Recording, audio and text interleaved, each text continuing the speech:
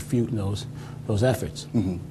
So we've started this global campaign, and what we're doing now is showing different places of the world international solidarity. We come down here to Trinidad in support of the SWWTU with Michael and his membership to show our support and highlight the situation here in Trinidad as well, because the DOWA is a big trader down here in Trinidad throughout the Caribbean.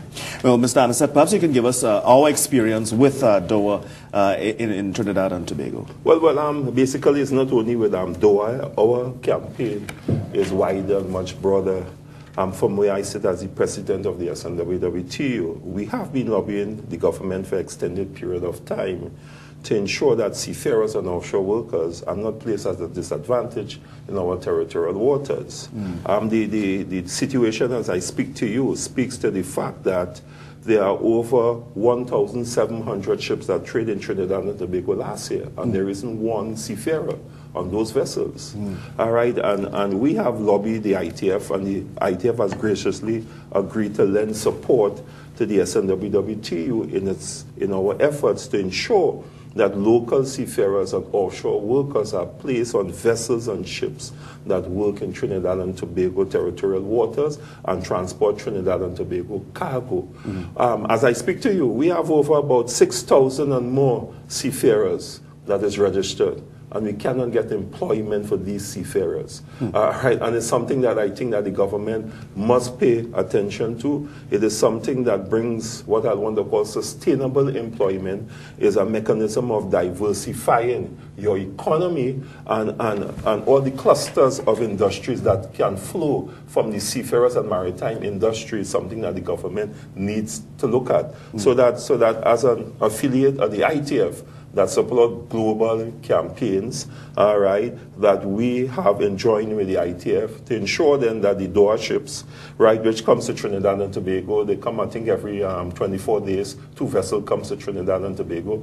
The crew is about 20 on a vessel. They have 20 vessels, okay, and they are in the process of building 5 more. So we're talking about over 500 jobs, right, that are being lost to Trinidadians, and the ships are crewed basically by the Filipinos, and this is the ITF campaign. We call it the Flags of Convenience campaign. Okay, let me just interrupt you. We have to go to a very quick break for some news, but when we come back, we'll talk about, I suppose, the rationale of the companies, well, what they're paying their workers is probably next to nothing. So we'll deal with that when we come back. Of course, we have the news updates. Stay with us.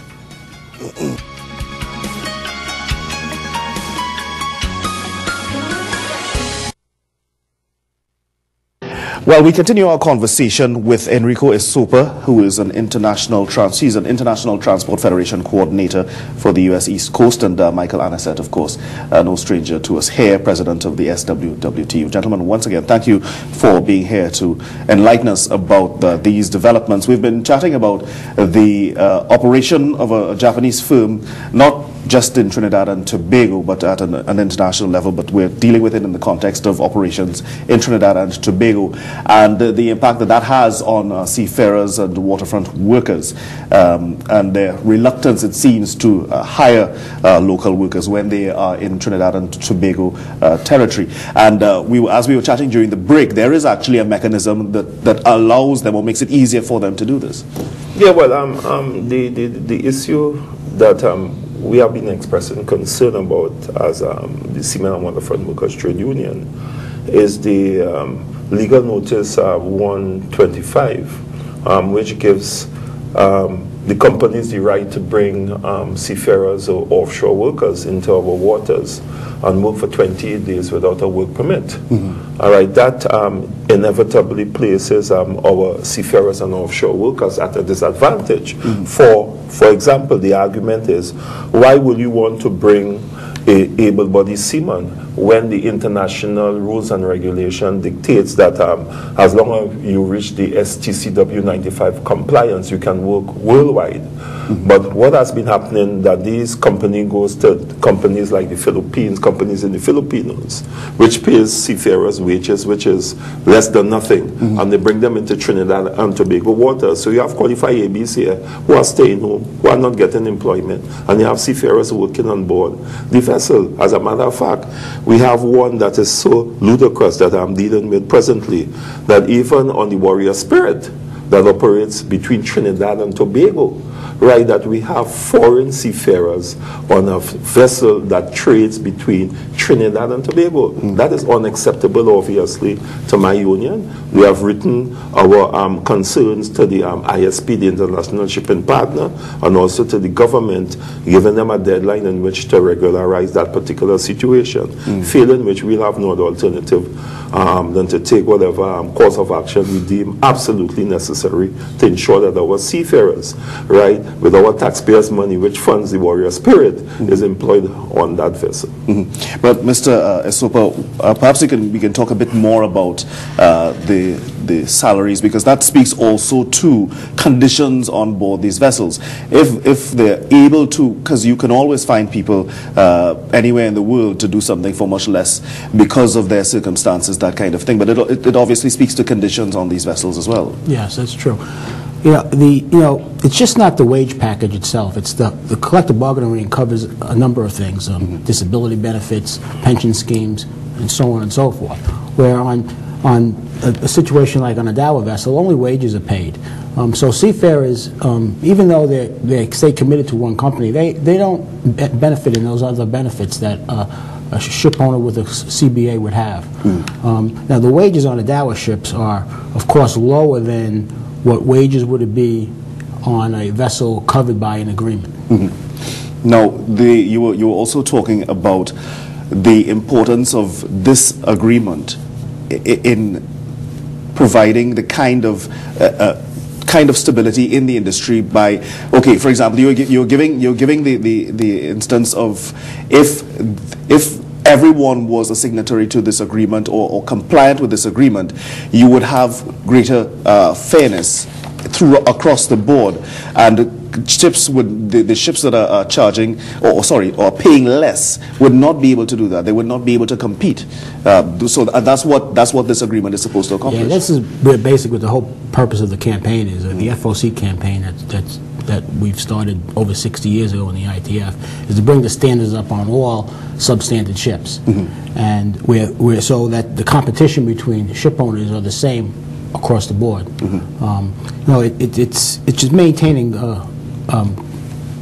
fair global trade. Basically, what we're looking to do. Right. And these vessels, like I said earlier, in the United States, they've been this has been going on for a long time. For many years, DOWA has been trading in our waters, and the Japanese Union have tried to approach them and do it in the honorable way, but they keep refuting our efforts. And so we're going to take this campaign and we're going to follow them as long as we have to. On your visit here, are you proposing to meet with anyone in the well, perhaps you can tell us. Yeah, well, actually, we had a very short but fruitful meeting with the Honorable Minister of Energy, where obviously I've expressed our concerns as the Seamen's Union and appraise him of the international campaign. We have also contacted Mr. Ian Welch, who works with PCS, nitrogen fertilizers. It is anticipated that we'll have a meeting with him sometime Thursday. The meeting is to be confirmed today, the actual time Thursday. Okay, where we'll sensitize PCS nitrogen fertilizer. All right, so two things we want to do: to familiarize them with the global campaign and also impress upon them the need to, when they are signing contracts of that nature with vessels, to insist that local seafarers are part of the crewing of those vessels. Because we find it in bad taste to continue to allow companies in Trinidad and Tobago not to pay attention to the needs of our local seafarers and offshore workers. So that is the intention. Vessels also trade in Mittal Steel at Point Lisas. We are in contact with the steel workers there, the president there, Mr. Lovell, with the hope of seeing if we could coordinate a joint effort with his union to ensure also that the vessels that come to Mittal, that there's an assistance that local seafarers are made part of the crew. So